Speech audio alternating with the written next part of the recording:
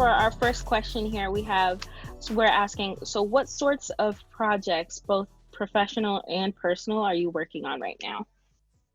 Yeah, so professionally, I am working on learning all I can about the API lifecycle here at SmartBear. So focusing on learning about the use cases for API designers and consumers and testers, and building out the UX research program. So building out how do we collect feedback from our users and incorporate that into roadmaps and product direction as well. And then personally, I'm working on Nerdy Diva, which is my side business, and I support women and people of color in building their apps for online stores and teaching online and creating community platforms. So I'm very excited to bring in interns this summer to help with some of that work. So very excited for what the future holds for both of those endeavors. Oh, that's awesome. So, with that being said, as you know, February is Black History Month. What does Black History Month mean to you? Yeah, that's a good question. For me, it's a celebration of our ancestors that came before us, of the struggles that they experienced, and also their fearlessness and their bravery and courage in standing up for justice and standing up for freedom and standing up for the ideals of democracy and our Constitution, no rights around equality. So I think of it as just definitely a celebration of struggle, of having empowerment, and also celebrating creativity and the accomplishments and progress of African Americans. Absolutely, couldn't agree more. So with that, who we talked about ancestors. So who is a Black figure that inspired you? And that can be either past or present or future. Yeah, when I was a little girl, I saw photos of Dr. Mae Jameson in space, and I thought, oh my God, here is this young, Black, beautiful woman who is smart and educated, and she's doing amazing things here on Earth and also in outer space. And it made it so like that representation. I saw myself as someone who could be a scholar and work in technology and do great things as well. Oh, that's amazing. Um, so with that, can you also describe to me when you have time you faced racism and how you overcame that? Yeah, definitely. So I am a senior UX designer, and there have been multiple times in my career, over 13 years at this point, working in technology, where people have assumed that I have either like a manual job or a secretarial job, and there is nothing wrong with those jobs. I believe all honest work is good work, but I went to school for a very long time, and I'm still paying on those student loans. And so it's just something that it feels disrespectful when people assume because I am a Black woman that I work in the janitorial staff, or I work in the mail room, or I work as a secretary.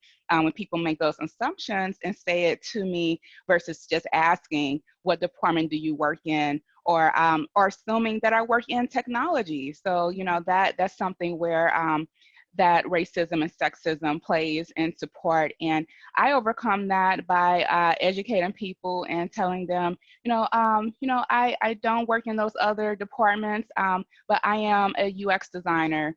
And, just making sure that people know that those assumptions are not valid. And, that's how I approach that. So having those conversations and having that dialogue.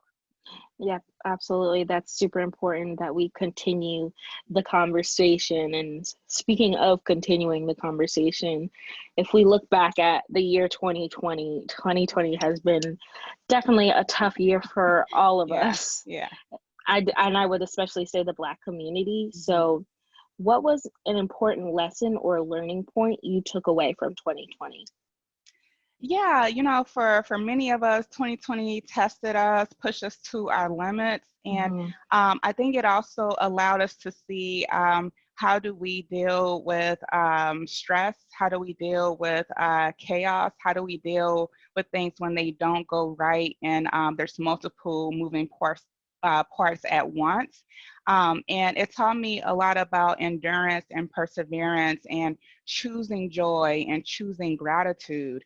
And there's darkness and there's lightness in our lives, and it's not just one way or another, and being very intentional of finding the good and finding the joy and finding reasons to be grateful, but also addressing and holding accountable the things which are not are working, the things that are detrimental, the things that are harming Black people and Black communities in the workplace, in our society, and being brave and bold and authentic and having those conversations with white colleagues and people of color, people of different backgrounds, so that we can, again, have that dialogue, those conversations, and start continuing to move the needle and develop ways to build more anti-racism in our professional development and in our workplace communities. Hmm. Absolutely. And I love how you said choosing joy. That's Mhm. so important, and it's really hard to do, especially at a time like this. But Yeah. it's a daily reminder and a daily struggle for sure.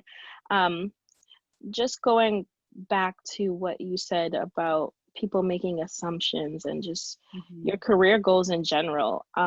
My last question for you is, do you have any parting advice to inspire the younger generation of people who are interested in technology? You see a lot of young Black girls that are definitely interested in, especially being UX designers one day. Mhm. What would you say to them? Yeah, I would say learn as much as you can. Be curious. Be brave. Put yourself out there and ask people who you feel inspired by to share their journey with you. Ask people to tell you, how did you get to where you are?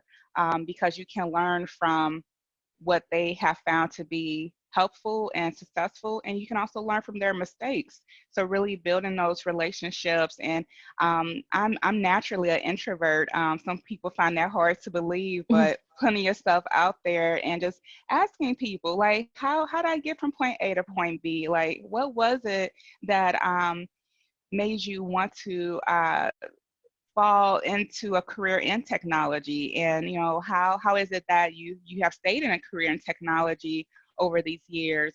Because it's still a lot of systemic racism and sexism in technology. Mhm. And it's important that we have community and that we have those relationships that help encourage and inspire and lift each other up. So that's a big piece of it. Find your people, find your tribe, and just stay committed to your goals and your purpose. Amazing. Shanae, thank you so much. Of course. Thank you for And having me.